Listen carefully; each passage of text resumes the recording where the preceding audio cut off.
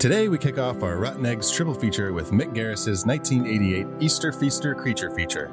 The colored eggs are hatching, the furry balls are rolling, and the quiet town of Grover's Bend is screwed 6 ways to Easter Sunday as we meet an extraterrestrial infestation of Krites in Critters 2. You're listening to How I Met Your Monster, a podcast that explores the introductions to your favorite movie monsters. My name's Zach. I'm Danny. And I'm Casey. And together we dive into the world of horror to find out how filmmakers have introduced us to our favorite monsters time and time again. This is How I Met Your Monster. Boss, you opened it. We came. I met him 15 years ago. I was told there was nothing left. Explorers in the further regions of experience. Demons to some, angels to others. Call you meatloaf?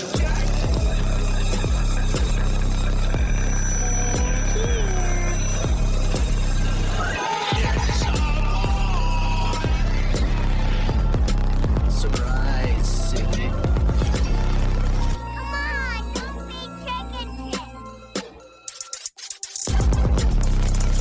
Welcome to How I Met Your Monster, the show where we discuss the introductions to your favorite movie monsters. Today, we're kicking off a brand new triple feature about eggs. Nice. Rotten eggs. Oh, never mind. To be specific. Eggs, all I want is eggs. Eggs. Excellent, you guys. That was great. Today we are covering what is just one of maybe a small handful of Easter-themed horror movies. I wouldn't say any of them are Easter themed. This one takes place on Easter. Well, technically, every zombie movie is like an Easter movie. That's true. Coming back from the dead. Yeah, if you want to say anything with eggs has to do with Easter, then that's true. What's your favorite non-Easter egg movie that may as well be an Easter movie because it's an egg movie?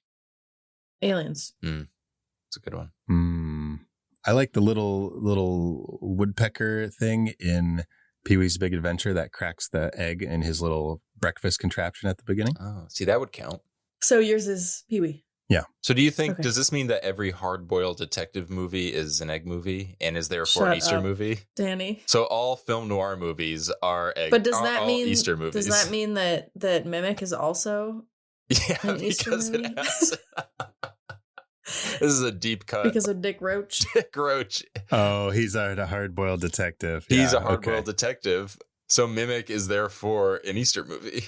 Oh my God. Yep. And Kronos is a Christmas movie. Guillermo del Toro just needs to do one more holiday movie and he's got a little trifecta. Yeah. Yeah. Wow. Okay. Yeah, we got there. Guys, we're talking about Critters 2, the main course.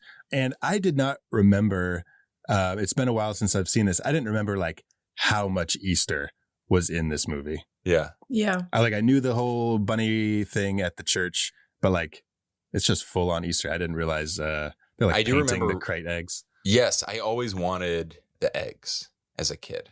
I thought they looked really fun. Yeah. So did you pick the second one specifically because it took place on Easter? Yeah, and we were doing egg movies. Well, I know, but do they not come from eggs in the first movie? I see what you're saying. Yes, it was. I chose Critters 2 specifically over Critters 1 because of Easter. Not that I don't celebrate Easter. I don't. You don't? You don't love Jesus? Zach, what can you tell us about your obsession with Easter? You don't love the fact that Jesus died for your sins and then came back as a zombie 3 days later? Wow. Dude, no. That doesn't matter to you? Zach. You don't celebrate Easter? And I mean, we celebrate the Easter Bunny, which is probably a sin. But I got a question for you. Do rabbits lay eggs? Yeah. Okay. Thank you. They do? Yep. No, Zach. Oh, they don't. No. They lay Cadbury eggs. Oh. They're mammals. Oh, I need to go back to science class. They're amphibimammals. Yeah. Okay. So mammals don't lay eggs. Gotcha. But they eat them. Mm-hmm. I'm sorry. Okay. Well, a little science lesson today. Yeah. How I Met Your... Now, do they have multiple bunnies at a time? Do they have like what do they call that? Yes, they have a litter. Litter. Thank A you. lot of people don't know this, but bunnies don't stop giving birth. It just keeps... Baby bunnies just keep coming out. Every time they hop a little. And mom's like, I wish I had eggs. I wouldn't have to feed so many mouths so quickly. And then someone's like, oh my God, my rabbit's talking. How did we get here? I don't Why know. don't we get here more often? That's true. So if you want to make sure you keep up with all of our tangents on How I Met Your Monster, make sure to subscribe on Apple Podcasts, Spotify, or anywhere you get your podcasts. And you'll never miss any more of our wonderful science lessons. I mean, Casey here talks to us about science. Dan talks to us. Gotta send Zach to a linguistics class.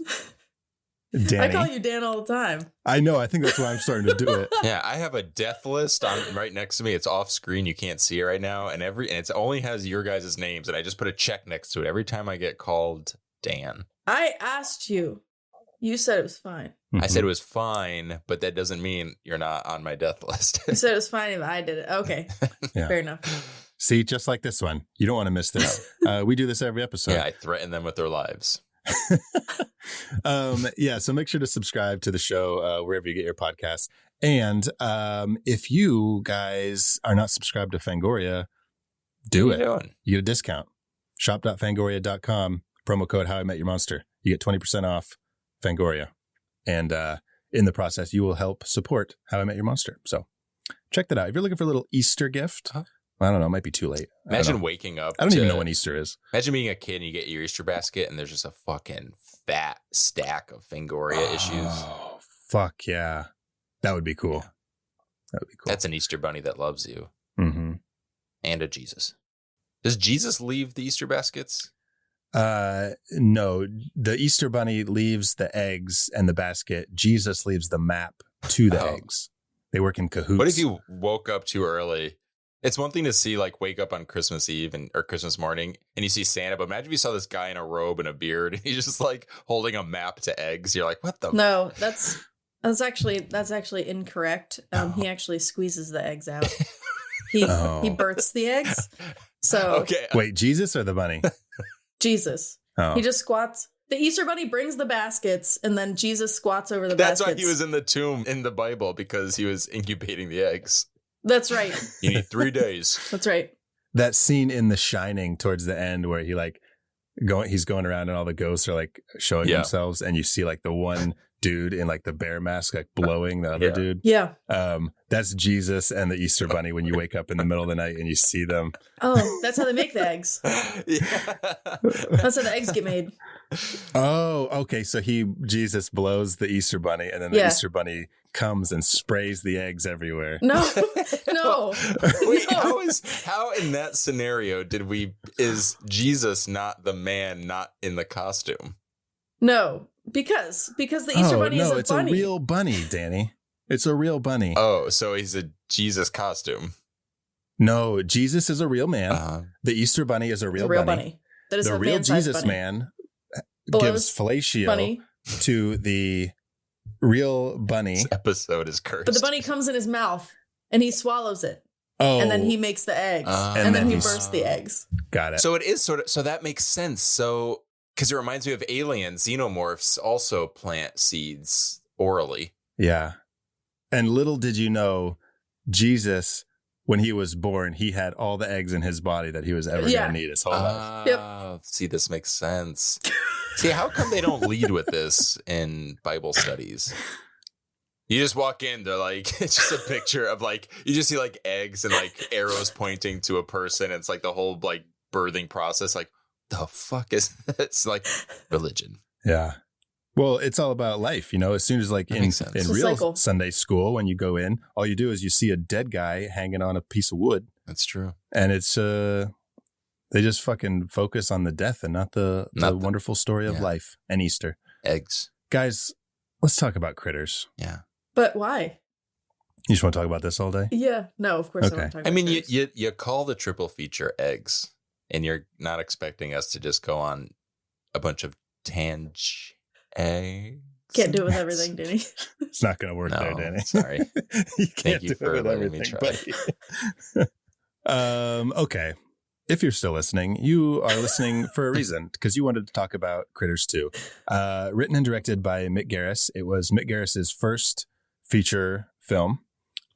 He got this opportunity because he was writing screenplays for the series Amazing Stories, which was an anthology series directed by people like Steven Spielberg, Joe Dante, Martin Scorsese, I think, directed one. And so Mick Garris eventually got the opportunity to make his own movie. I don't know how, did he choose to do a sequel to Critters, or did they? I feel like horror sequels are a safe bet for new filmmakers. So, that's true. That's true. Well, I guess my question is I wonder if he wrote Critters 2 and then presented it to somebody and was like, hey, I want to do this. Or if they were like, hey, let's make a sequel to Critters. Who can we hire to do this? And they chose Mick Garris based on his screenplays for Amazing Stories. Do you know what I mean? What came first, the chicken or the egg? What came first, the Easter bunny? The bunny or the egg? Or the egg? Jesus. What came first, Jesus or the egg? Were there eggs around when Jesus was alive? No. Just bunnies. I didn't think so. He was holding them in. They're like, hey, Jesus, can we have some eggs? And he's like, no. No, not until Easter. Not yet. The Romans really wanted eggs. Is that why they fucked in the butt so much? Is that what the... Casey. What? That's why they killed Jesus, to get his eggs. Oh. I'm just going to do a little sign of the cross. I'm sorry. You guys, it's all in good fun. Jesus knows we're joking. Jesus Don't is worry. literally laughing his ass off. Uh-huh. Don't laugh too hard. No ass, no eggs. What? Crack some eggs. No ass, no eggs. Oh my God. Critters 2 was filmed in Santa Clarita, California. Oh, was it? Yeah. I love Santa And Clarita Diet. I don't know if, Danny, I don't know if you had watched that show, but I know Casey had watched Santa Clarita I was Diet. confusing it with Santa Cruz, where No, they filmed Santa Clarita. Lost Boys. Right. Hmm. Yeah. This was actually filmed on the boardwalk, and the whole town is CGI. They just created the whole in town. 88. That's Yeah. why you keep hearing the roller coaster in the background? Yeah. Mhm. Yeah. Oh, that makes sense. But you know what? I want to talk about for a second, and Danny, you might have some things to say about this. Hope so. Film critics, right? Siskel and Ebert, Siskel and Ebert, when this movie came out, just trashed it, right? And I saw a clip of them, the clip where they reviewed this movie, and how they were saying it was lame, and it just all around was just bad filmmaking. And Siskel said, he was talking about the difference between Critters 1 and Critters 2. And he said, now the difference between Critters 1 and Critters 2, and aren't we glad that we're in our 40s and we know the difference between Critters 1 and Critters 2? And I was just like, you fuck. Yeah. You know what I mean? It was just I don't like to speak ill we're of the too dead. old for, But yeah. for horror movies. And Danny, just because he's dead doesn't mean he wasn't an asshole. yeah, look how we're talking about Jesus. That's true. Enough time has passed. Enough time has passed. Yeah, Siskel, I went through a phase where I was watching a lot of Siskel and Ebert reviews, like the Siskel and Ebert Go to the Movies on YouTube. Yeah, Siskel was always, it's like his head was a little bit up his egg hole. Egg. Mhm. I love it.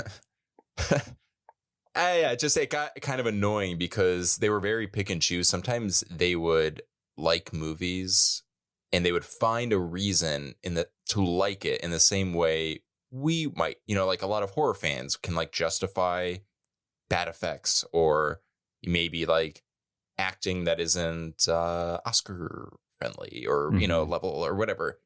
And then sometimes they would trash that exact type of movie. So that's why I think film criticism is important. I think all art criticism is important. Art is subjective. It is beautiful that we get to talk about it and then leave it up to, the masses to decide whether or not they like it. With that said, I never could quite wrap my head around why Gene Siskel always had such an aversion to horror. Well, Ebert was a little better with it, but not always. Here's a question to that point. Yes, I think, like you said, I agree. It's important that we have discussions about movies and things. But when Rotten Tomatoes comes to mind because you said we talk about it and then leave it up to the masses to decide. Well, Rotten Tomatoes comes around and people depend the on masses will go to it and say oh, critics didn't like this. I'm not going to see it, which is complete bullshit. And Is so what makes them worthy of saying whether a movie is good. Yeah. And so it's like film critics, I feel like there should be like well, this is kind of like, these are some elements to it and you might like this, or you might like this, or you might not like it if you don't like this, or you might not like it if you don't like this. But to just be a film critic and be like, this movie sucks. Mm-hmm. It's garbage. Don't waste your time. I feel like it's like a enemy to art. Yeah. Instead of like, because somebody who might actually enjoy the movie might be persuaded to not see it because a critic was like, this movie sucks, don't watch it. It's also the way that Rotten Tomatoes works is just kind of fundamentally flawed, because if it has a 50% on Rotten Tomatoes, which they will mark as rotten, that means 50% of people loved it. So it's like, you then have to consider, but it's still not a good movie. Yeah, like with anything, you should kind of decide first of all, look at, it's like they always say, like, they don't say mind your sources, but like check your sources. And so who's leaving the review? Look at their other reviews. Look at where they're coming from. Rotten Tomatoes does have a feature where it's like you can separate all critics from top critics, which that doesn't mean anything, but maybe you have someone has more of like a thorough review or has a little bit more clout, which again, I'm like kind of saying these things and then sort of walking it back because it also doesn't really mean anything. Yeah, just instead of, who am I talking? I'm talking to avoid now because. Well, it's a very complicated topic. Like there's not like an answer, but I just wanted to bring it up because it sometimes rubs me the wrong way. Well, also to your point of like film criticism of people, a movie comes out and then someone is like, this sucks. There's so many movies that get sort of brought back into the conversation, maybe like 10 or 20 plus years after it was released. And there's this weird following or adoration toward it. And then there'll be this like whole think piece that comes out. It's like, actually, this movie's the greatest, or how did we sleep on so-and-so, or what, like the critics were wrong. But that's like how art is treated generally in all respects, where it's like, you don't realize how good it is until time has passed and, it's marinated. It's kind of like we realize what it meant at the time when it came out or who made it and why it was important. And sometimes it's like close to impossible to kind of realize that when it's just, you're in the moment. So that's also, and it's also frustrating. Also, I think, Zach, you're coming at it from the perspective of a filmmaker who's like, you put all this work and money into it and someone's just going to walk in, have an opinion, and it'll have so much, it holds so much weight in terms of like how successful or unsuccessful the movie ends up being. Yeah. Yeah. Like you could lose half your audience or more of people who would potentially see it because one guy who, I don't know, just didn't get it. He just didn't get it. Or, I guess like, how do you get to be someone on the level of like Siskel and Ebert? Yeah. You know what I mean? What like, gives you the right to do that? Yeah. Like, how do you, like, what makes your point of view better than somebody else's? Yeah. That you have this stage where you can tell the masses, Well, I think they came at it from more of like a film historian perspective. Like, we've seen every movie. We just know it on a scholarly level, which is fine. But it's, again, you are holding someone's career in your hands, and is a bad review worth someone else's like entire career failure or livelihood? And it is, it's an interesting conversation, and it's hard because it's like, you can't silence people. Like, that's the beauty of free speech. It's like, if you have an opinion, it's a messy. Yeah. Yeah. Maybe you shouldn't be, maybe you need to get a license to be a film critic. That's a good idea. A license to kill my movie. And to be a film critic, you have to have made so many films yourself. That's a good point. It's like, if you've never made a movie, but you're going to trash them. There are also, I will say, like, there are some critics that I've seen that are very fair. And you can see it in the reviews, which again is an unfortunate thing, because the way that Rotten Tomatoes determines what is a negative review versus a positive one is also in itself skewed. Skewed? Is that the word I'm looking for? Sure. No, but you get what I'm saying. Yeah. Okay. Yeah, fuck you, Rotten Tomatoes. Yeah. That's it. Okay. Well, you know what they say. Come for the Jesus slaying Easter eggs talk and stay for the in-depth conversation on film criticism. Yeah. You can't make a movie without cracking a few eggs, Yep. Okay. Well, regardless of what Siskel and Ebert thought of Critters 2, I had a fun time with it. Me too. It's just silly. It was just silly. It's like, it's a fun horror sequel to a ripoff of Gremlins, basically. This movie reminded you of Gremlins? Yeah, I mean, it had like a tinge of Gremlin-esqueness. Esqueness? That's not a word. It But is I'm now. gonna. Yep. All right. So this is going to be a positively I think so. Yeah.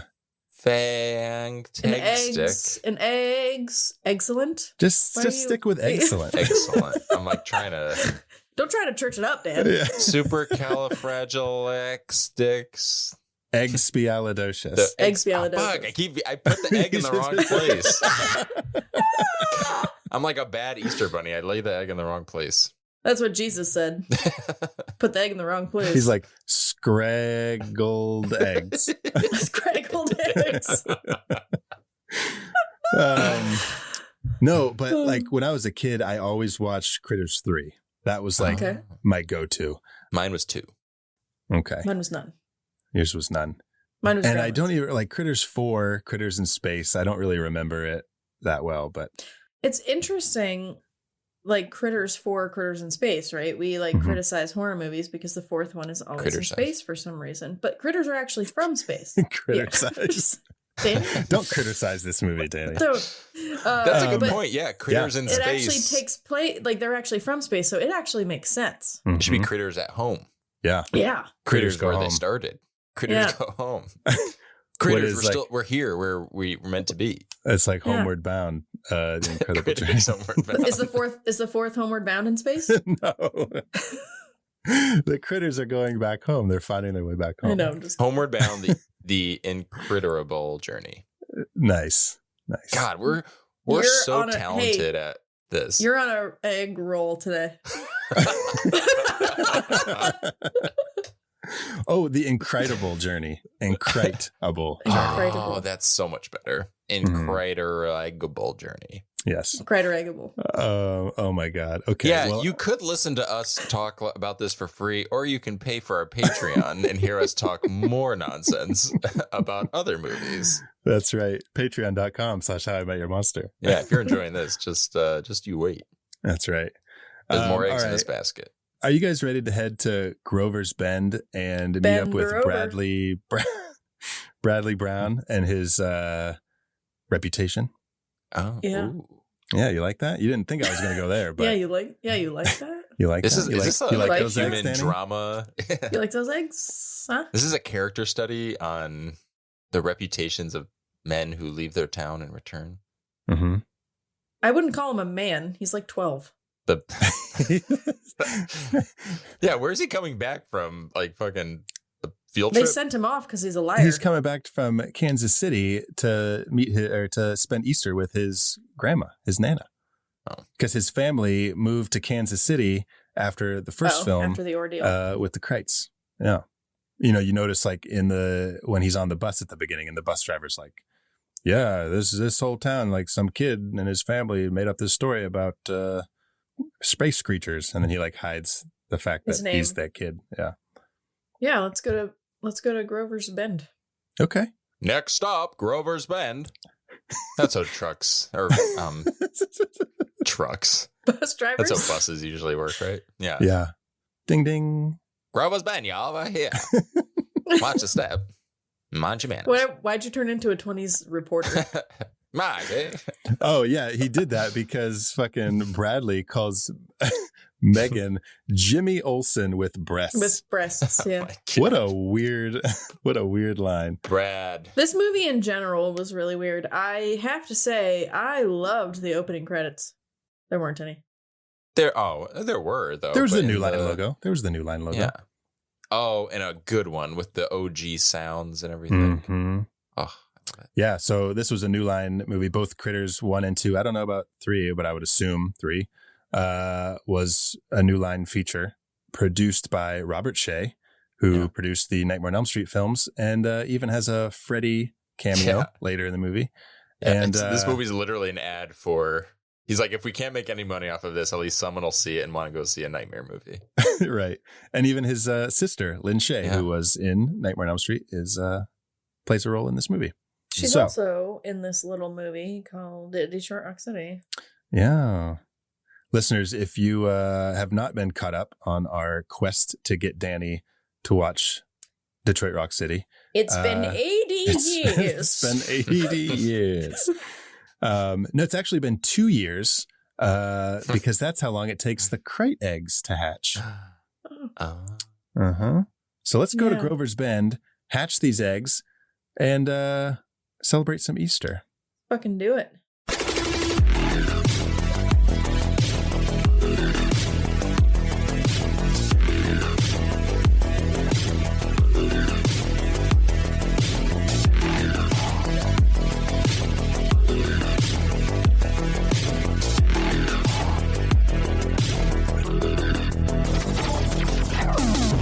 Okay, for Critters 2, we have 9 official monster reveals.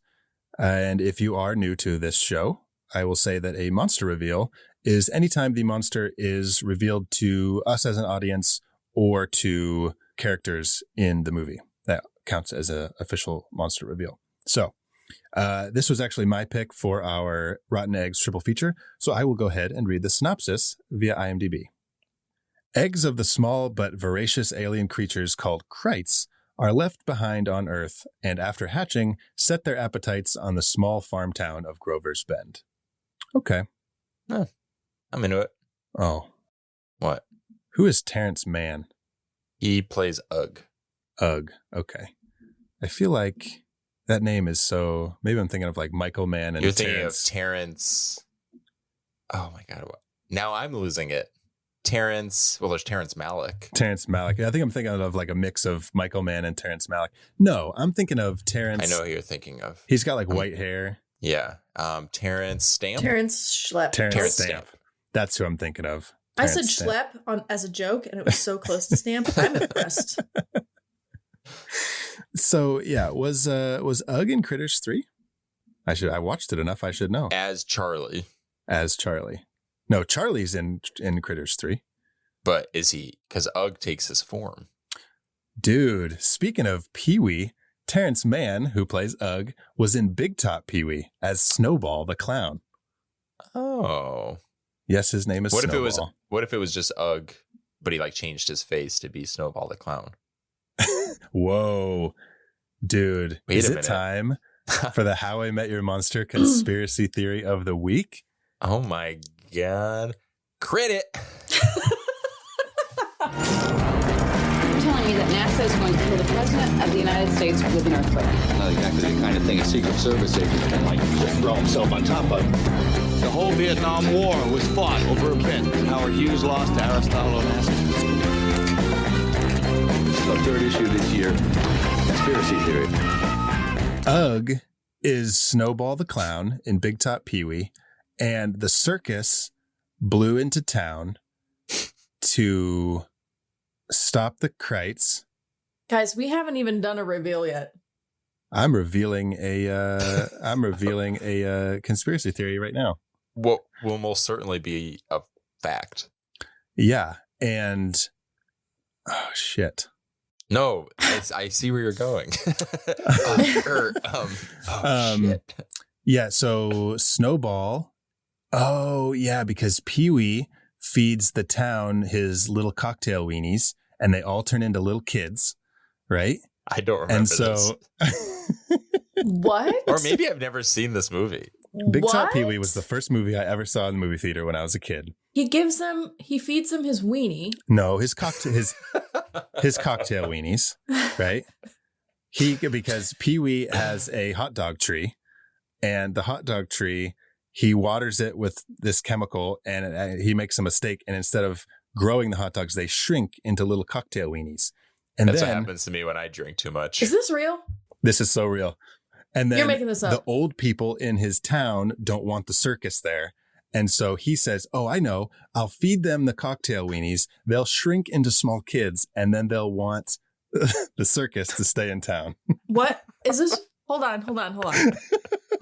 Zach discovered his love of cinema from this movie. I did. Yeah. Oh my God. This is real. It's real. This is a real movie. This is Big Top Pee-wee, the sequel to Pee-wee's Big Adventure. Based on true events. This is real. Mm-hmm. Does it work? Yeah, it does. They shrink into their child cells. Because of the chemical within the cocktail weenies. Yes. What if they shrunk down into critters? See, that's where the conspiracy comes into play. I figured. So the people of the town are actually all Krite bounty hunters.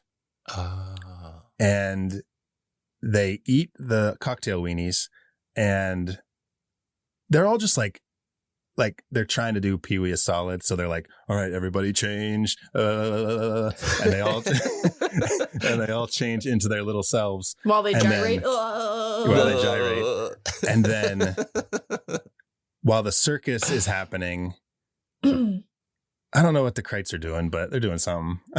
Well, what if it's something when the spaceship goes by, it like blows the Krites over? Exactly. Like there's literally, it like creates a gust and it just conveniently mashes them together. Mm-hmm. Yeah, this is not a Critters 2 episode.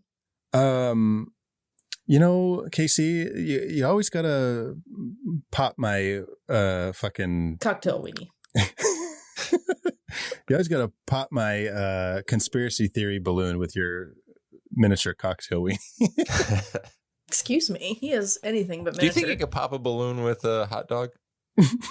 I think that I could. I think I could find a way to pop a balloon with a hot dog for sure. Yeah. Okay, so that was your How I Met Your Monster conspiracy theory of the week before it was popped by a small cocktail weenie.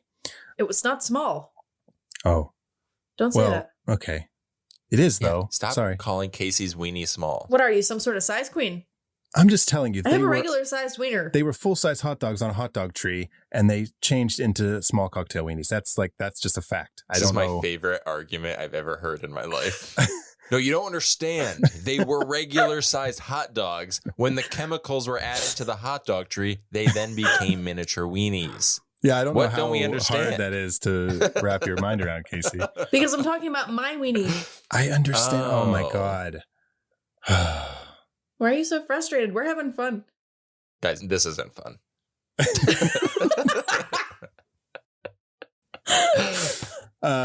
Okay, so now that we know who Terrence Mann is and that he played Snowball, did you guys realize that his bounty hunter partner, Lee,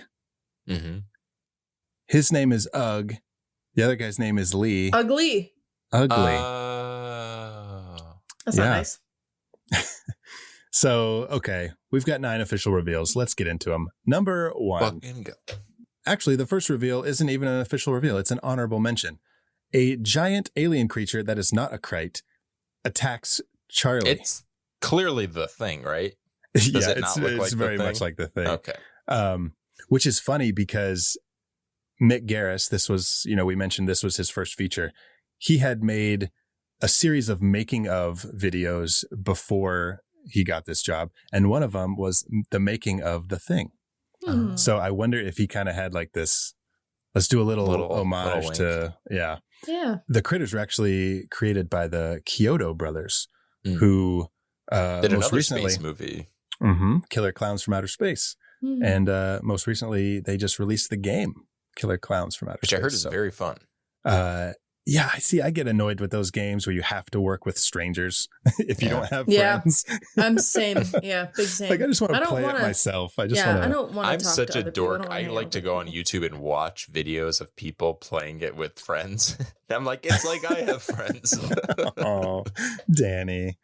I remember when we played Friday the 13th together, and that's the best. It was you and me, and there was a bunch of like teenagers, and I didn't know what I was doing, and they were yelling at me, and then you were like, "Do you want to play another one?" And I was like, "No, I got to get to sleep." And like, I didn't go to sleep after that. I just stayed up and did stuff, but I didn't want to play with the teenagers anymore because they were making fun of me. And I was like 32 years old. That's my pitch for the next Friday movie. You're at a camp. It's just like 2 adults and like a bunch of annoying kids that just swear at them all the time.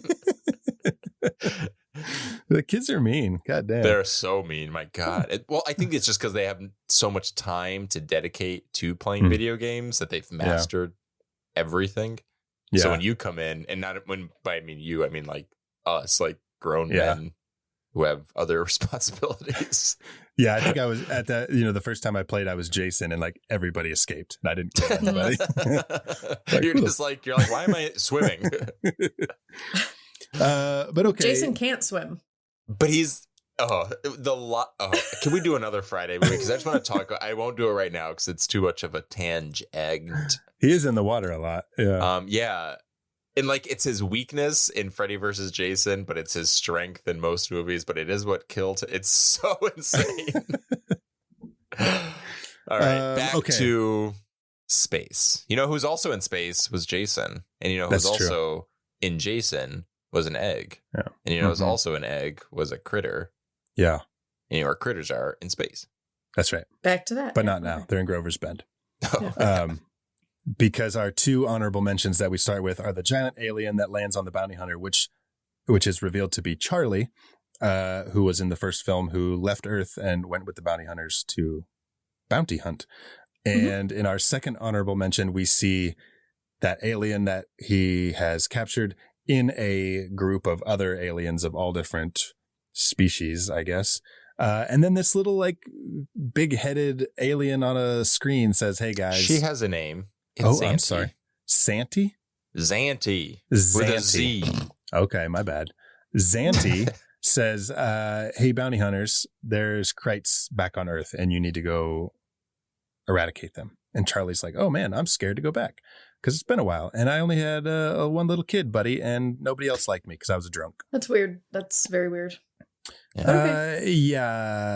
The 80s and 90s were a weird time with children and old drunk people, or just adults in general. You know, like fucking Blank Check, where the fucking 30-year-old police officer kisses the 11-year-old on the lips. Fucking weird. Anyways, we're not going to get into that because our first official reveal, thank God. Let's see. We've talked about Jesus, bunny rabbits, Pee-wee, fucking Friday the 13th, cocktail weenies, film critics, and now we are finally in our first reveal. Well, the thing is, and I know this sounds like a tangent. Danny, the first reveal. We had a guest last week, and whenever we have a guest, we are always on our best behavior, and we're very controlled. This is the result of that. This is what happens. Yeah. That's right. We had, and by the way, a wonderful guest in Candy Carpenter. A wonderful musician and a wonderful guest. Arguably one of my favorite episodes we've done. So if you haven't listened, go back. I'm really proud of it. Yeah. We covered Final Destination as to wrap up our Unlucky Fucks triple feature. So check that out.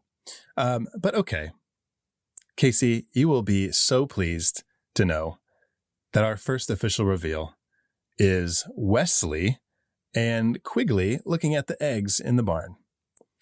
And I promise, I'm making this promise, we will not talk about another movie in a moment.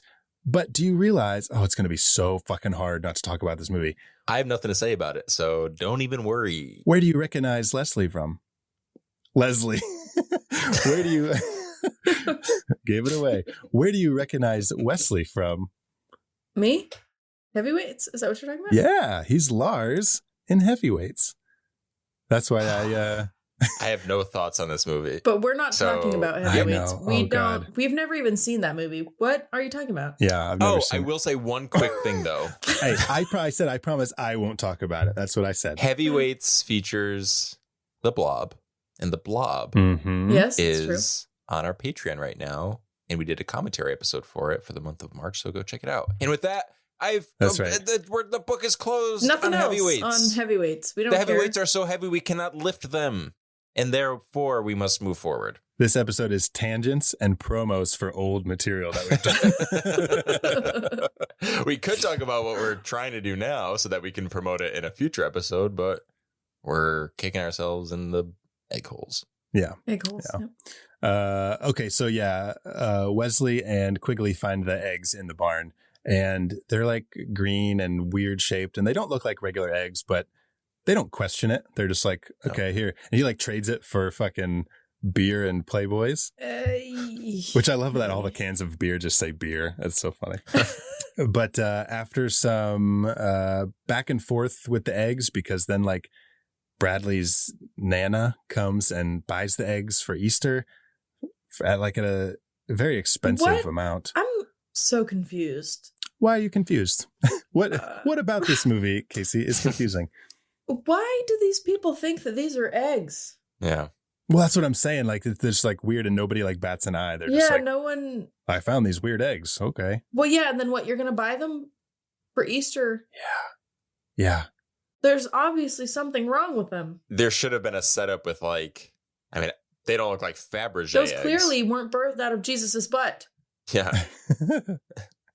But like, yeah, there should have been something where like some. I know it's still funny. I don't care. We're trying to rationalize and justify something that is irrational and unjustifiable. I don't care. The movie's still funny. It's great, but there is a level of horror movie logic. Maybe that's what Gene Siskel was trying to get at.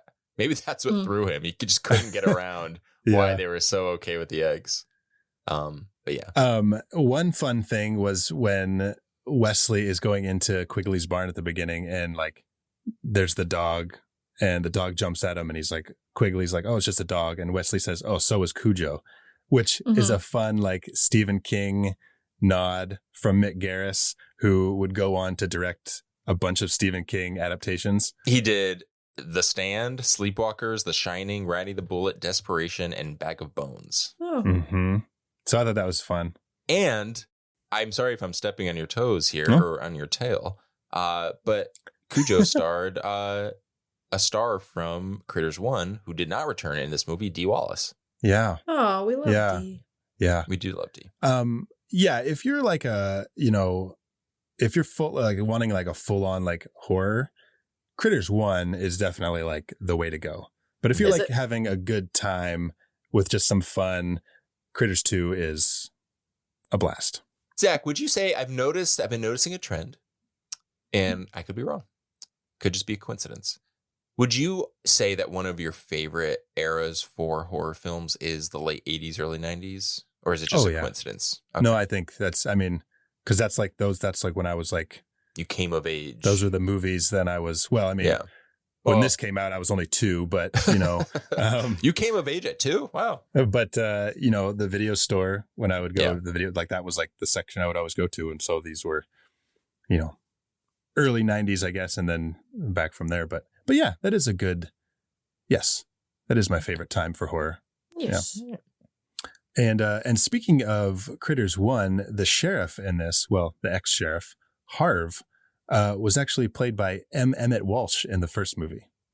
Who just passed away recently, right? Was it recently? I think it was a couple of years at least, which I guess is relative. March 19th, 2024, almost a year ago to the day of this recording. Oh, wow. Okay, well, this one's for you, M. Emmett Walsh. Yeah. Even though you weren't in this sequel, the world of Critters salutes you. But yeah, let's jump to our second reveal. At this point, Bradley is back in town, and Bradley's back in town. Oh, can I just say something really quick? Yes, Diddy. Really quick, and I'm so sorry. I don't want to go off any more tangents, but one thing stood out in this movie that I loved, and I'm being genuinely sincere about this. One thing that I was like, oh, interesting, is when they're on the spaceship after Ugg, Charlie, and Lee get their orders to return to Earth to destroy the Krites. We see that Lee has not chosen a form, right? Because we realize that these aliens they can look at something or someone and become in them. Mm-hmm. Charlie asks Ugg, I guess, because Lee can't talk, why has Lee not chosen a body? Mm-hmm. And I know this sounds like a stretch, but I'll also support that I'm not the only one who caught this, that Ugg makes a very good case for trans rights and gender fluidity. He tells Charlie that Lee doesn't have a face because you can't live in the wrong body. They have to find the right body that works for them.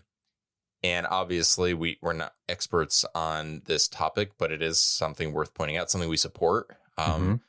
Trans lives matter. And especially in this day and age where a lot of those rights and people's basic human rights are being challenged. We just want to make it clear that we support them. And if you don't support that, you can go right to fucking hell. Right. But then I saw that there's this Reddit thread on this entire topic. I felt very validated when I Googled it. I was like, Critters 2 trans rights ? Tales from the Crypt 82 did this whole Reddit thread on it, and it refers back to, apparently this is something that is continuing from Lee's character in the first film, which I don't remember, but they kind of mention how Lee couldn't settle on a body and actually specifically didn't like being male. Like it just didn't feel right to them.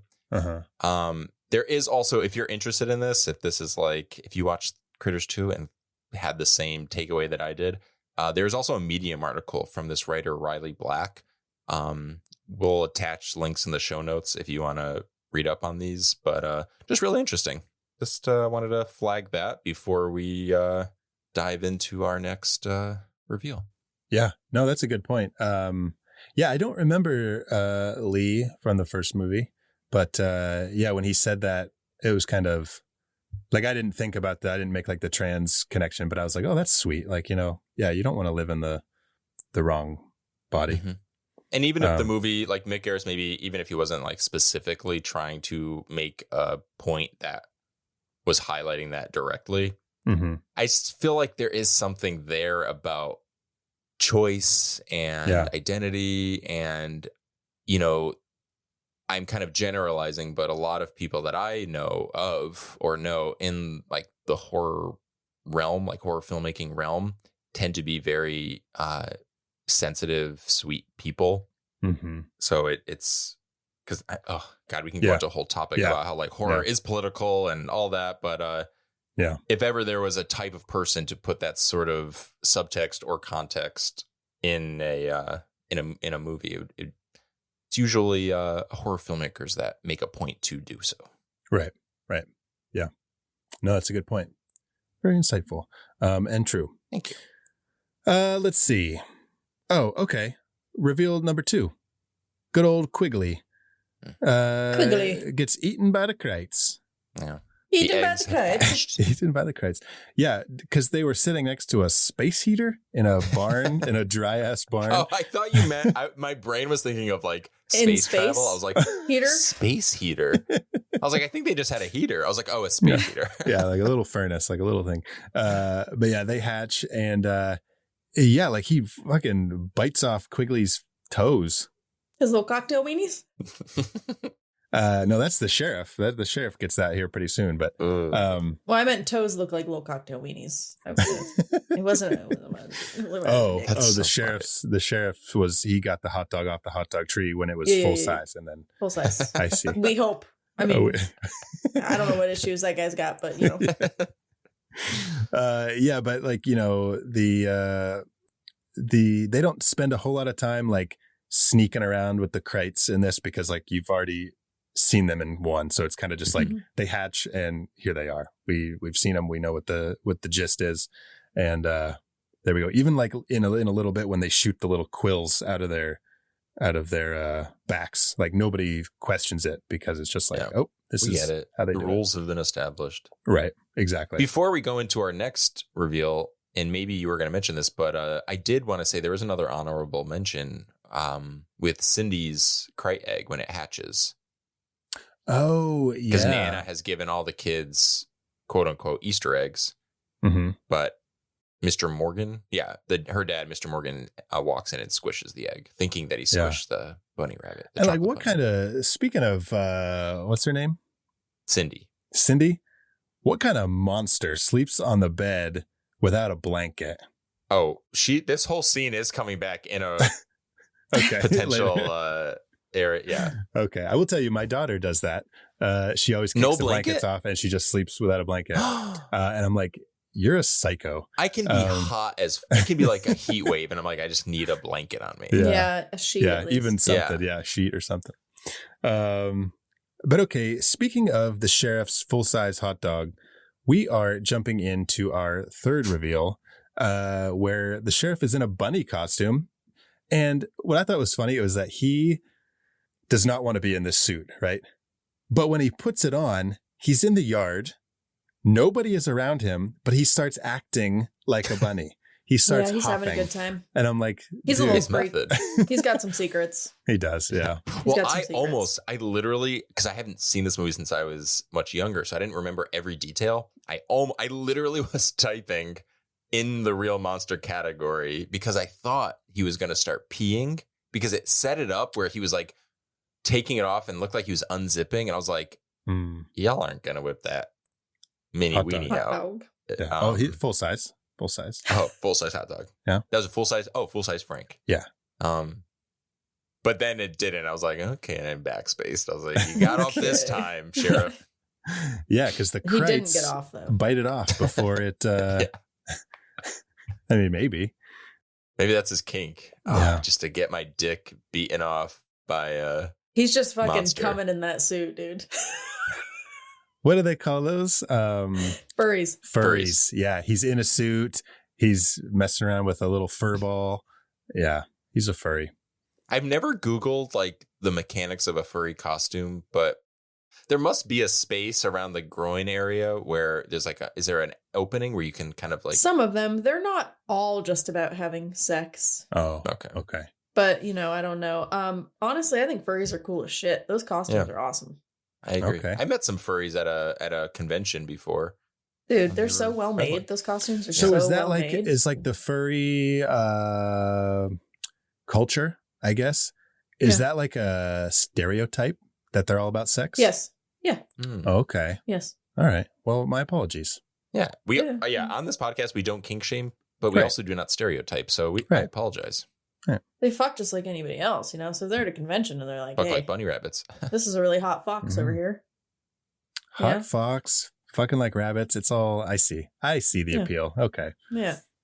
Guys, are we about to become furries? Oh my God. Okay. All right. If you were a furry, what animal would you want to be? And second question, is that like a thing? Do you like choose, or is it all? Because I have seen like mostly like foxes.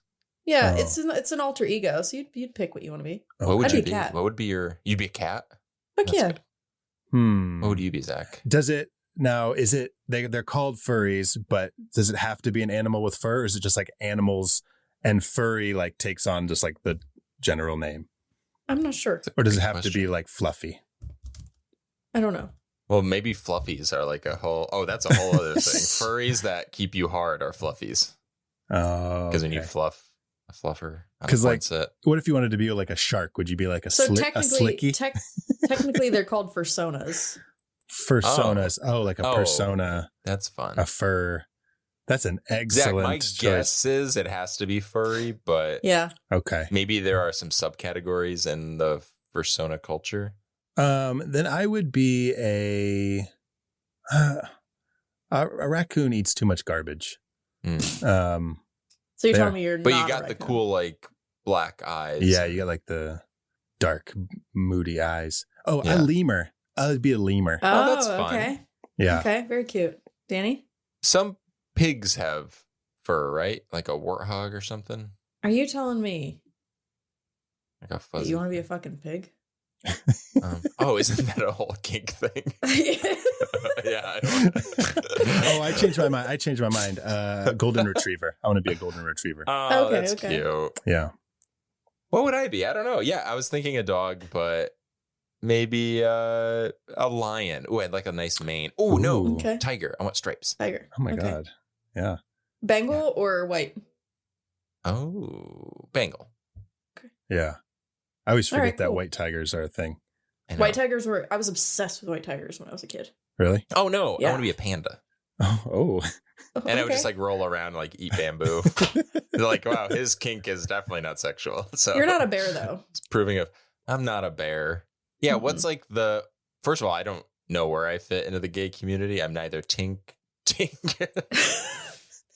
You're in between. I'm the Tinkerbell of gay men. You guys, Critters 2, the main course. The movie is actually titled The Main Course. Yeah. All right. Anyway, Maine. Okay, reveal, Lion. It's Settled. It's settled. reveal number 3. Yes. Sheriff Bunny gets eaten by Krites in the dick. Okay. He one question I have is that like the Krites get into his suit and they start eating him. Then he flies through the window of the church, but then the Krites aren't in his suit anymore. Because then people are like, how did he die? I wonder how he died. We listen and we don't judge. They do say later that he got he got his insides carved out. Ooh. Maybe he was very light and they threw him. Like it's like when you see like someone like a rich king like chew the chicken or turkey leg and then throw it. Mm-hmm. Maybe it was that. Yeah. Yeah, they don't like bones, which we'll find out later. Oh yeah, maybe that's literally what it is. Okay, we proved it. Yep. That's what happened. He was turkey legged through the window. That's right. Okay, so now Megan is convinced that Bradley's story is true and the Krites are here. So they go to the sheriff and the sheriff's like, fuck this. I'm out of here. I'm not dealing with these Krites again. Goodbye. Then they go to see Quigley. Why do they go to see Quigley? Or do they just get stopped by Lin Shaye's character? Yeah. Sal. And then she's like, oh, they're in there. Them down. Yeah. Got it. And then, Bradley's like, oh, I've seen these before. Let me go deal with it. And we see Quigley, his eyes like all like sticking out, whatever. And he falls over. And then, dude, how come nobody said fucking Krite to be a furry?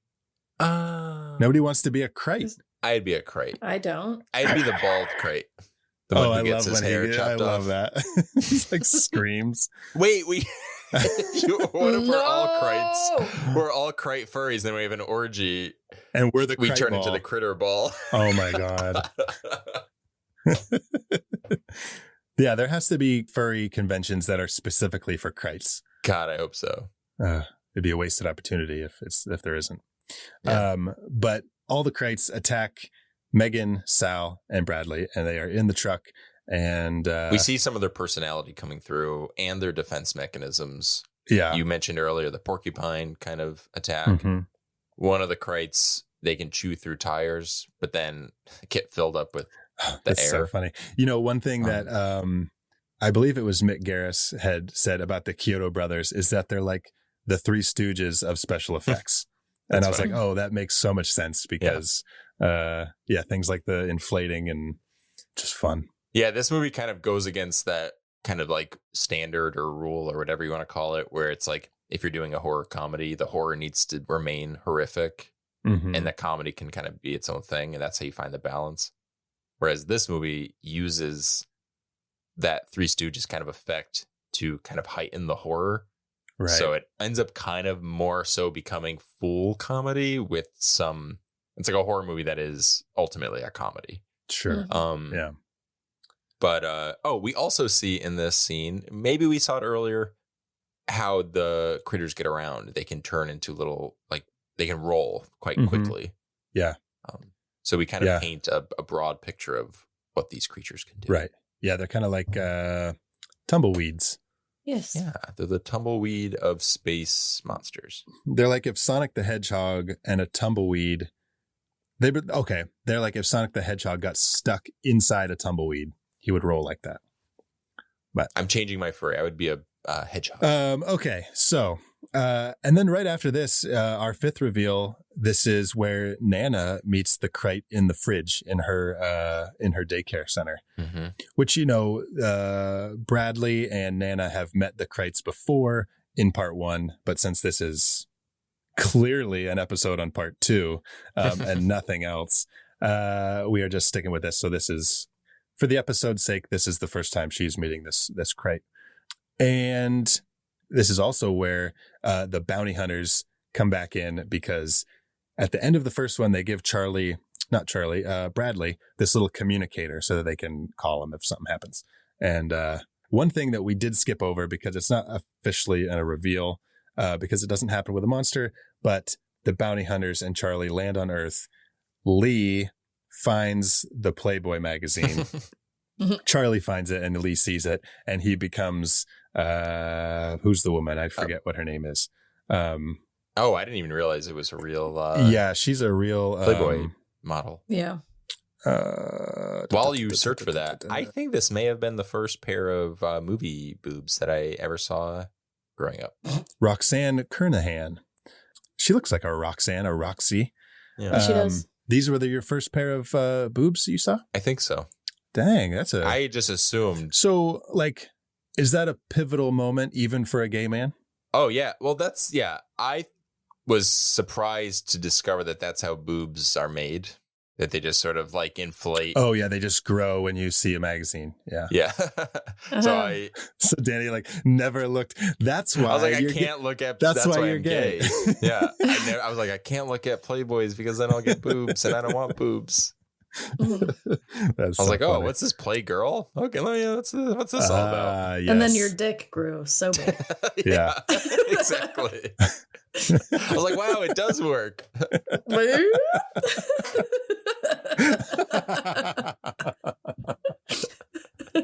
That's so funny. Dude, yeah, okay.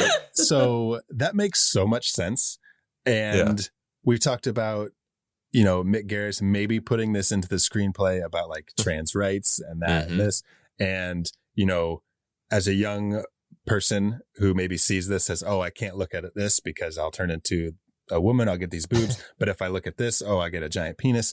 Yep. Also, there's that. And then there's also the bounty hunter blasters that like when they look like giant dicks and they keep like growing, like they they get erect when they're like about to kill a Krite. And the way they hold them is by their groin. Yep.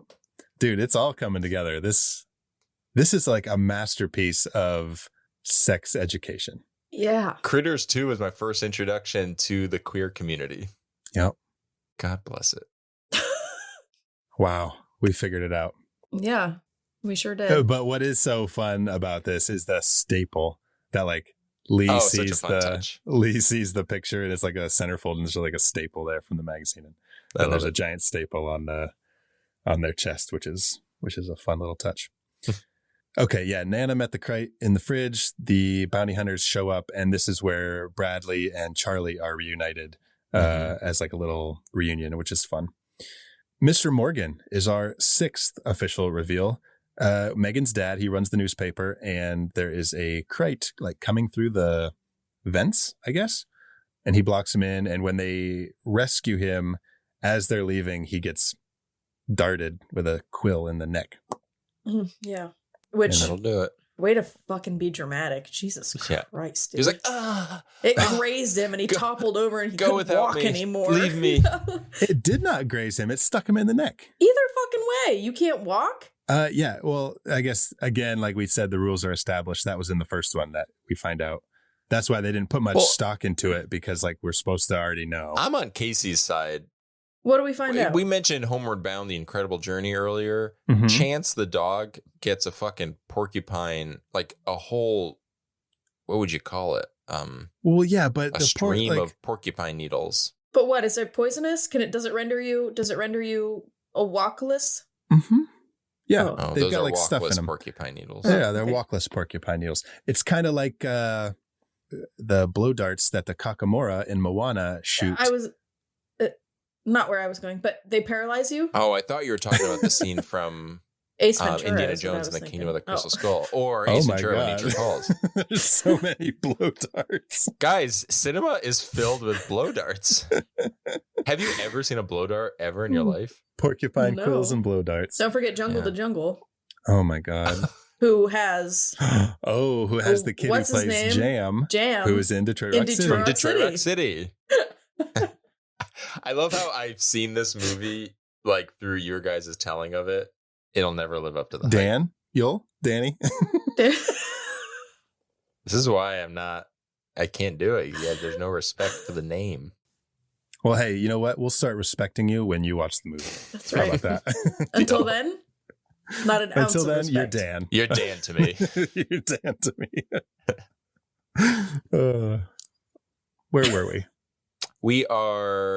We're heading on to the 7th reveal, which is one of the big ones. Oh, yeah. Okay. So, yeah, we're not in the church yet, but he sees the Krite in the newspaper. And then our 7th official reveal is the hungry heifer.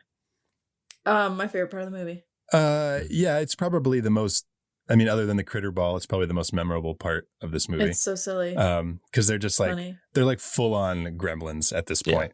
Like, this is the Phoebe Cates bar scene. Yeah. Like, they're not really like that in the first movie, but this is kind of just like full on. You know, I remember like in the third one, they're like eating dish soap and then like burping bubbles and like they float and stuff. It's like, oh my God.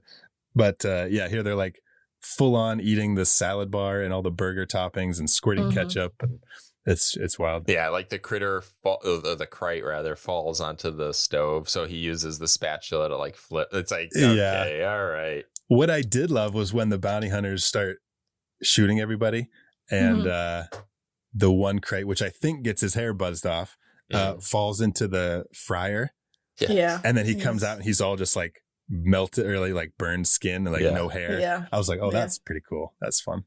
I do say there has to be a more efficient way to kill these things. The bounty hunters, you'd think they'd have like a system, but it's just like very loose, like blowing shit up.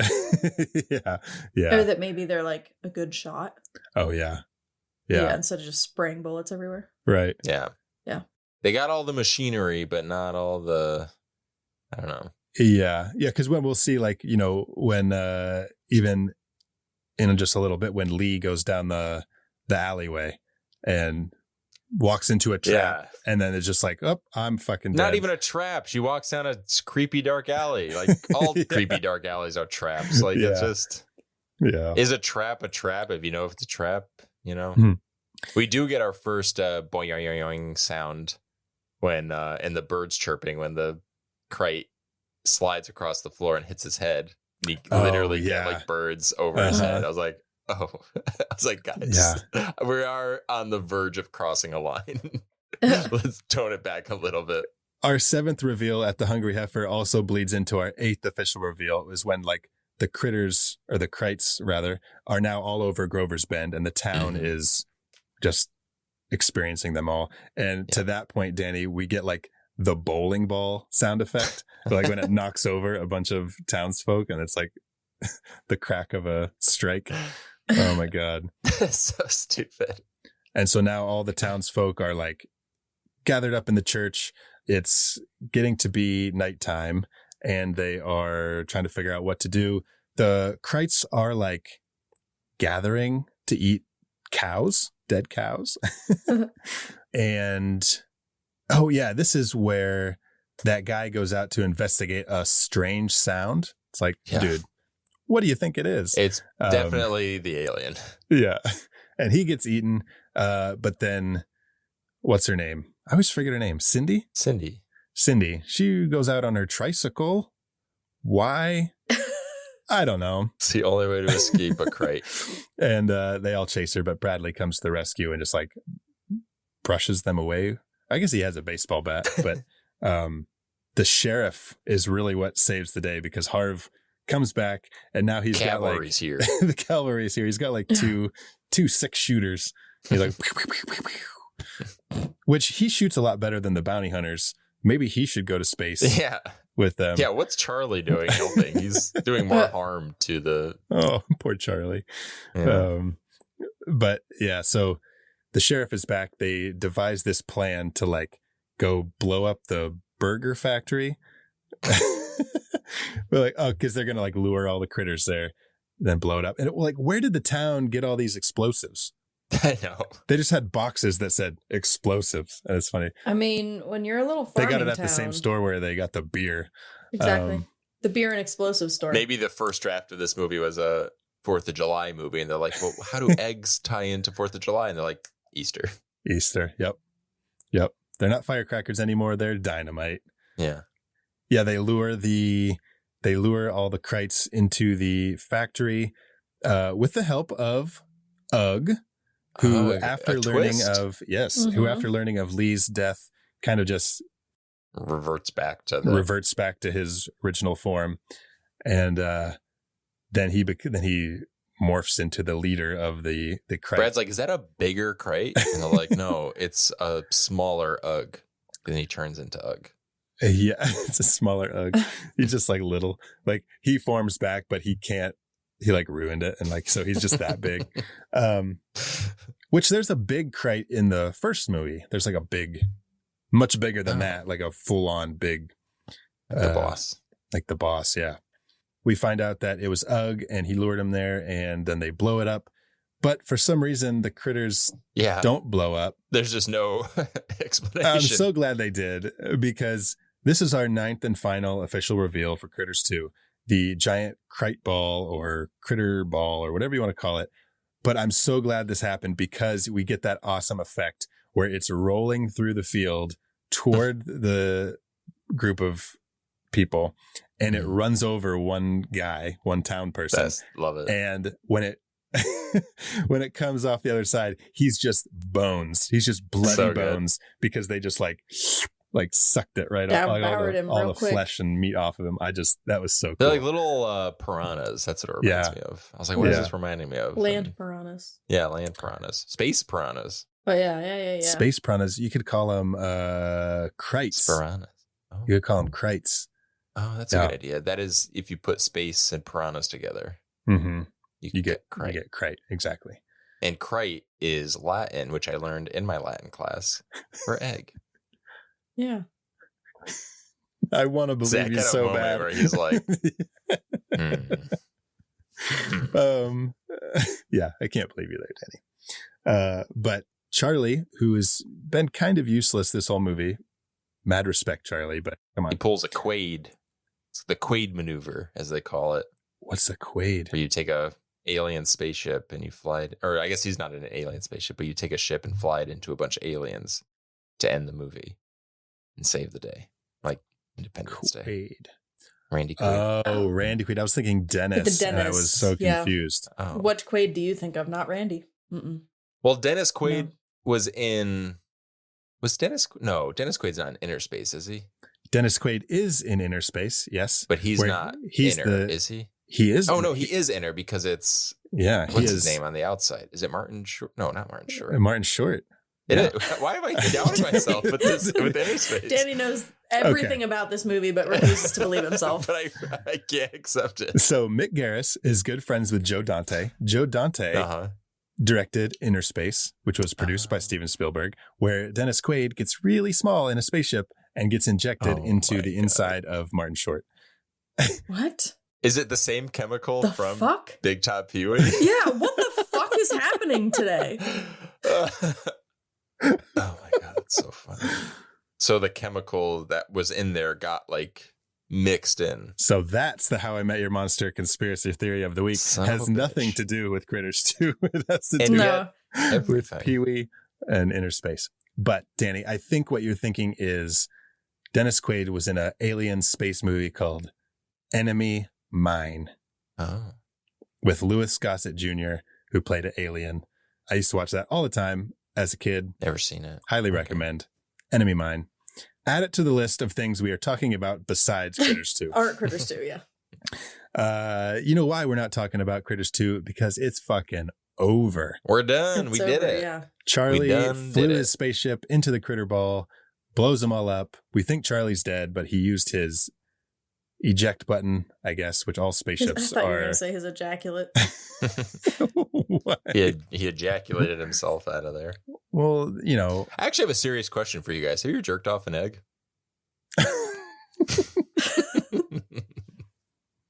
No, I've jerked off a chicken though. Whoa! to try to get an egg. Zach! Choked your chicken. No, not my chicken. I know. Yeah. This was before I knew that only hens lay eggs. Oh, big mistake, yeah. Oh my God, what is it? Like, what is this? You know, I've questioned this before. Like, why would you listen to this show? I don't know. I love it. We did make a promise at the start of the year that we are just unhinged. We started off with a bunch of unhinged movies. Ghost of Mars. Oh yeah, that's right. And that just set the tone. I don't know if we consciously made a promise, but it just happened. The crimson wind flows through us all. Just me though. But you know. Oh my God, listeners, thank you for sticking with us. I'm also sorry at the same time. Actually, Charlie did say earlier in the movie, he said, and I wrote this down and forgot to mention it. He told Brad, I got to go where the cosmic wind blows me. Yep. And it made me think of the crimson wind. And maybe he was confusing them but Yeah. the power of the Crimson Wind flows through us all, y'all. Damn. So deep. Thanks. Guys, that's it. That's Critters 2. Yeah, we got nothing else, and nor should we have anything else. Nor should we have, We should have had the a lot things less. that came before it. Yeah. Well, with that being said, it is now time to choose our favorite official reveal in Critters 2, the main course.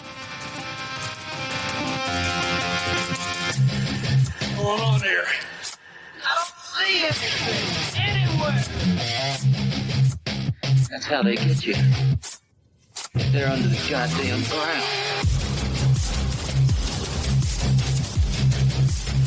Listeners, if you were hoping to find some fun, punny official reveal titles, I do not have them. Zach Sorry. let us down. I let you down. So it'll be pretty straightforward. Yeah, awesome. Speed round recap. Here we go. Number 1, Wesley or Lars and Quigley find the eggs in the barn. Number 2, Quigley gets eaten by Krites. Number 3, Sheriff Bunny gets eaten by Krites. Number 4, Krites attack the truck. That's a lot of Krites. Number 5, Nana meets the Krite in the refrigerator. Number 6, Mr. Morgan sees a Krite at the newspaper. Number 7, the Krites attack the hungry heifer. Number 8, Grover's Bend is attacked by, you guessed it, Krites. Krite. And number 9, the Krite ball. Krite ball. Oh, crikey. Come on down to the Krite ball. Crikey. Oh, crikey. Oh, crikey, it's a Krite ball. So you guys, Casey, you know, you've been so on these reveals this whole episode. I'm going to let you pick your favorite reveal first. My favorite reveal was the hungry heifer reveal because it was just fucking wild. It was silly. That's all. Yeah. Sometimes you vote for nonsense. Yeah. Kind of like the last election. True. Guys, let's talk about the state of the world. No, it's not. Okay. Danny, what was your favorite reveal? My favorite reveal was the critter ball, the crit ball. Yeah. Because you love balls. I do love balls. I like a nice bunch of hairy balls. I just feel like it's iconic. It's on the poster. Yeah. And it's educational. It taught me why you don't normally see or hear of burger factories blowing up. Yeah. Because there's the chance, you know, it's not definite, but there is still a chance that the reason that doesn't happen is because it'll turn into a giant critter ball. Right. Yeah. Yeah. Yeah. I wonder if they did that for like protection, like, but it would have exploded so fast. I don't.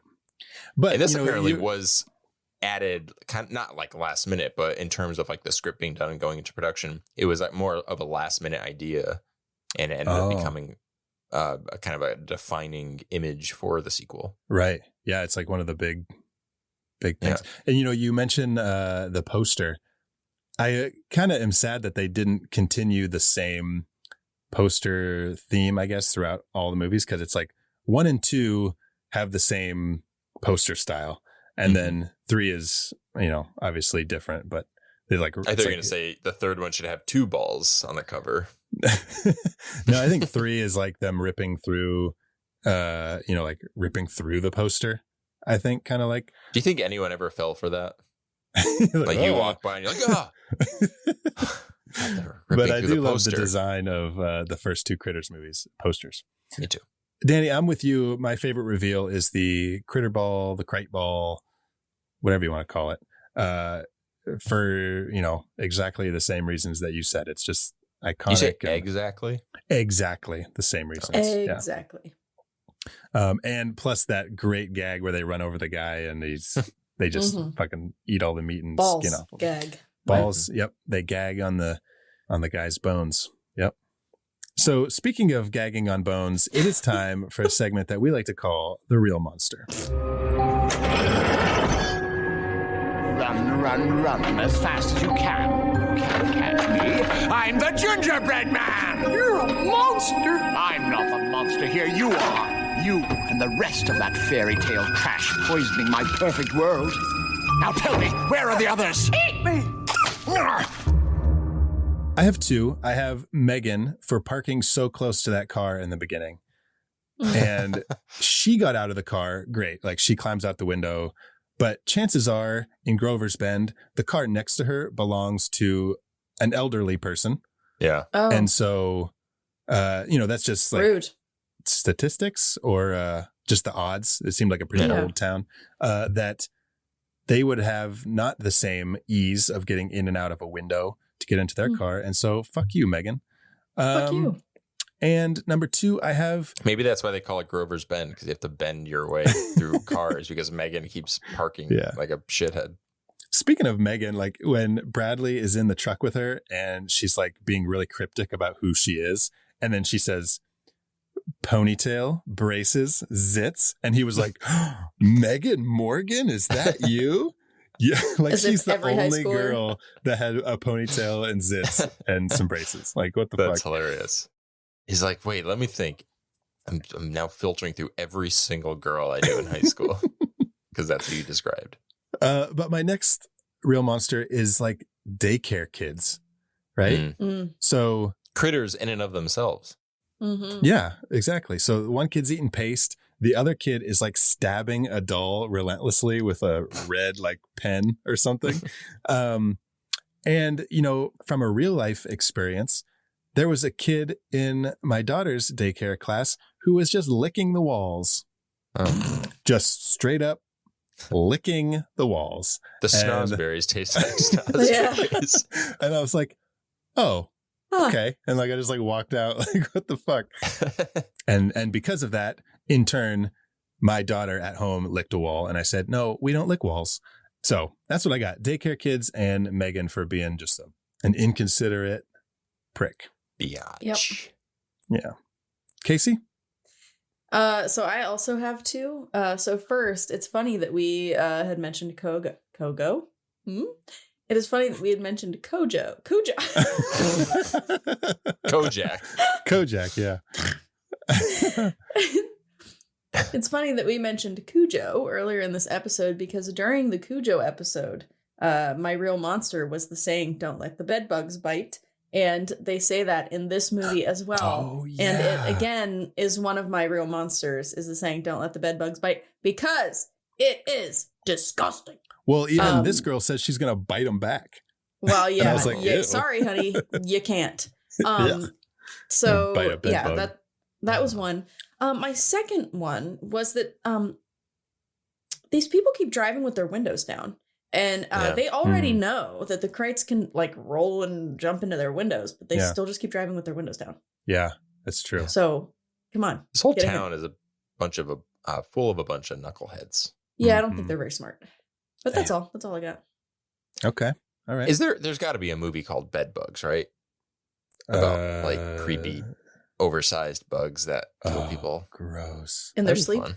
Yeah, that would be fun. Ew. Or it could be like, how there's like movies that are just like the bugs aren't necessarily like giant. They're just, there's just like a lot of them. There's a lot of them. It could just be like bed bugs. Just Ew, stop it. That's so good. gross. Anyways. I like it. Like that movie Squirm where it's all about earthworms and there's just like bazillion of them. Ew. What if you like you want the cold side of your pillow? So what if like we know that there's a bunch of bugs underneath, but the character doesn't, so we're waiting. Oh my God, Danny. And we've set it up earlier where she's always like, oh, I hate the warm side. I need the cold side of my pillow. You're waiting for it. And then finally she does it. And it's just like the grossest display of bed bugs. And they all just like, you realize they've already kind of slowly gone into her ear. So it's like, when ants in like, speaking of Kingdom of the Crystal Skull, how they create like a little tower. What if it's like this little like ladder of bed bugs coming out of her ear and they're just like crawling on top of each other to get inside? God. Because like they also want they want the warm side. Yeah, man's And the it's warmest place her. to hide. Yep. Oh my God. What was that, Casey? She's about to puke. Oh. I don't like that. Oh, I want to write that Who down. are your real monsters, Danny? For Critters I 2. have 2 as well. Too many. I have Quigley for licking the dog food off the spoon, which is big no. Ew. Yeah. So okay. gross. I missed that, but okay. Cindy for putting her chocolate bunny on the floor. It reminded me of Zach. I feel like we should bring this up because I feel like this is the new the apple. and unimproved version of the happy The apple on the table. Yeah, dude, I don't know why I didn't write that down because I sure thought of it. Yeah. First, the prize of Real Monster went to Nana for just having an unwrapped chocolate bunny in her bag. Yeah. And then she was like, with a bunch of old eggs. Yeah. And then she sets it on the floor next to her, like the vent. And it just like starts to melt. And then, okay, one thing I didn't mention, Danny, I'm sorry that I kind of took this over for a second. No, I don't need the thunder. Steal it. The dad comes in, steps on the fucking Krite and squishes it, right? And then any like normal parent would be like, Cindy, what the fuck? Why is there Easter candy and melted chocolate all over your fucking floor right now? But he's like, oh, Cindy, I'm sorry. I crushed your Easter candy and it's all gooey under my fucking foot. And it's green. That's all right. Dude, I'm not even I was gonna like, question that. What kind of dad is this? Like, get real. He deserves a porcupine needle to the neck. Anyways, what all do you that think to say, is worse? I thoroughly agree with you, Danny. What's worse, unwrapped chocolate bunny on the floor or a half-eaten apple on a table? I will definitely give it to the unwrapped chocolate bunny on the floor. Damn. All right, guys, you heard it here. Yep. You can now eat half-eaten apples on the table. Zach said that's fine now. You can put them wet side down. That's great. Wow. We cured you, Zach. As long as you don't put a melted chocolate bunny on your floor. Because how are you going to clean that up? Yeah, that's awful. Anyways. If nothing else, your dad might step in it. Yeah, and then apologize to you. Like, what the fuck? Yeah. Whatever. Well, maybe if you're trying to connect with your dad and you feel like he hasn't been like very aware of you and you need like an apology for something, put a chocolate bunny on your floor. When he steps on it, he will apologize. And Critters too. They're fixing familial relationships. Yeah. All right. What are we talking about? All right. Real monsters. I also have speaking of shitty daycare kids, the kid for pushing the egg off the table, then throwing it out the window. Mm-hmm. He just like looks at it, looks around like a little fucking like a cat. Damien. Yeah. Like a cat. And just like flicks it off. Mm-hmm. I have a few more. I thought you said you had two. Too many. Oh. I have Brad for saying, who are we going to call? Critter Busters? Yeah. I was like, oh. Like, dude, just say, who are we going to call? Or like, don't talk. Just don't talk. I also have Brad again for making Charlie doubt himself about being a bounty hunter. When Charlie, who is like taking the initiative to like friends. He's like become something, and he's like, I'm a bounty hunter. Brad's like, yeah, right. Yeah. Whoa, I get that is man. sad. Like he's literally in the bounty hunter outfit. He's traveling with these space people. What more proof do you need?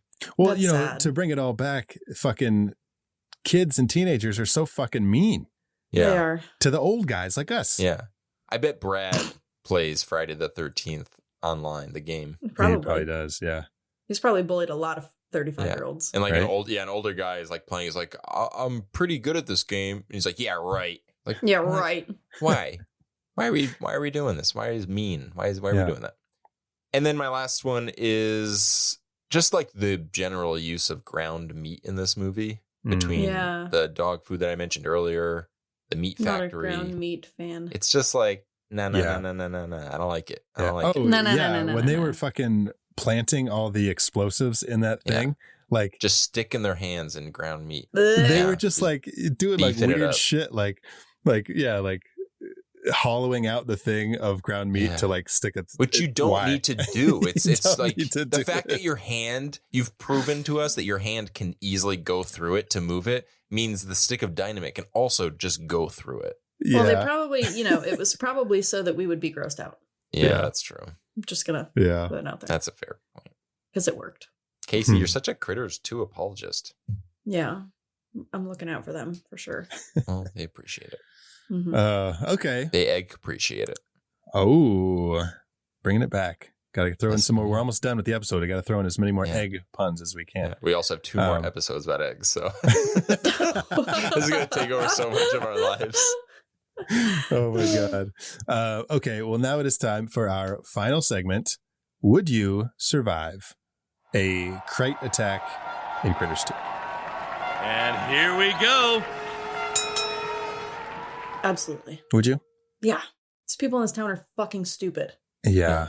Well, that's what I said. I said yes, too, because I always think survival in horror movies always starts by always believing the guy that everyone hates. Yeah, of course. Mm-hmm. Who's trying to warn everyone about the monsters. But here's the thing.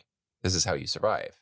You then push him into harm's way and you take his place as the hero of the story. Because just because you're with the guy, there's a higher chance that you're going to die in the process. Right. Because he's the hero.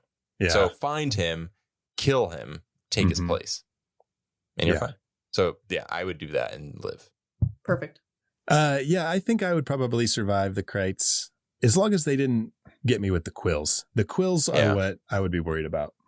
They underutilized, I'd argue. They should be shooting the quills at everyone and then eating their victims. Yeah. Yeah. Like, agreed. Yeah. See, they're not even smart. No. I mean, I guess they are just a bunch of hairy balls. Yeah. Nothing dumber than a bunch of balls. Casey agrees with that. Yep. So, guys, that's it. That's our episode on... That's it? A multitude of topics and Critters 2. That was our episode on Critters 2. Critters 2. Air quotes, Critters 2. Well, listeners, I hope you enjoyed this. Listeners, I know you enjoyed this main course. Yes.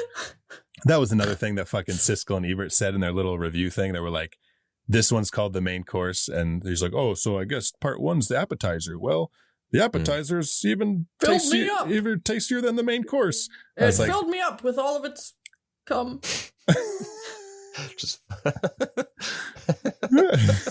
Just empty calories. That's what he should have said. For just a movie about a main course, it sure is empty calories. Yeah. Shut up, Danny. No, but I will stand by Critters 2. It is very fun. It is. You literally are standing by Critters 2. You have the Critters 2 poster in the background. I do. I have the poster in the background. What the fuck was that? I don't know. Zach just pointed it and did a really cool dance. A 38-year-old man dance. A 38-year-old white man dance. A 38-year-old straight white man dance. The worst kind. The worst kind. It was pretty impressive. And by impressive, I mean his attempt to embarrass himself. Well, one time when I was in like my 20s, early 20s, like going places drunk with your friends, and you go to a place and you dance with people, and some girl said that I was fucking up her little groove, and so I've never danced. Oh no! I've never danced again. No. Yep. I'm never gonna dance again. Yeah, it's true. Like, oh, Zach. That's the origin story to the mayor of, or not the mayor, isn't it the priest in Footloose? Footloose? Oh, yeah, John Lithgow, he's the priest, the reverend. But Zach. Yeah, so just so you know, even if you're drunk at a bar, your words can hurt people. Yeah. Zach, so you gotta go out. You gotta go dancing now. Nah. We gotta get this, we gotta fix this. Yeah, we gotta bring dancing back into your life. Yeah. I'll just watch Footloose. I'll be fine. Okay. Because everybody's got a foot loose or cut loose, foot loose. Kick off your Sunday shoes. Jack, get back. Me off. What? Jack, oh my me God. off. I don't want to dance anymore because I'm getting jacked off by Jack. That's the lyrics, right? Yeah. I'm almost positive. Those are the lyrics, yeah. That the bunny rabbit sings as he's spraying his seed to plant the eggs. Right. Yeah. Full circle. That's what you walk down to in the morning on Easter morning. You're like, oh my God. A bunny rabbit's like, He's trying to get the lyrics out. Guys. Oh my God. I'm looking at our listener. We have a chart that shows our listeners. They're all gone. Yeah, it's making the sound effect. Yeah. They've all left. All right. Well, that is our first feature in our Rotten Eggs triple feature, Critters 2. Good luck with the next two. Let's buckle up. Casey, what are we going to try to get through next? We are going to watch one of my favorite movies ever. We're watching Aliens. With an S. Aliens. Our second sequel sequel. to Alien. Our second sequel. Oh, yeah. that's true. Yeah. Yep. Very much looking forward to watching Aliens. Me too. And seeing some more eggs. Yeah. I'm mostly excited about the eggs. Yeah. Yeah, for Which, sure. I mean, they are a really cool part of that movie. But okay, you can follow us on our social media channels. We are on Instagram, Facebook, and TikTok at How I Met Your Monster. Where can our listeners find you guys on social media if they want to follow you? I am on Instagram at Wolf Mother Casey. You mean Eggstagram? Yes, Eggstagram. I'm on Eggstagram and Blue Sky at my name. It's just Danny Salem, DANNYSALEMME. That's 2 M's, like the candy. Melt in your butt. Hold on. Melt in your egg hole, not in your hands. Right. Oh, I was waiting okay. for I it. thought you were going to go. For it. I was thinking like chocolate M&Ms. I thought you were going to do Cadbury eggs. Cadbury eggs. But that's okay. But Cadbury eggs isn't his name. M&Ms are in his name. Right, but egg hole. but egg hole. And you can find me on social media at Zach Winsick. And that is Critters 2. Thank you all for listening. Now go meet some monsters.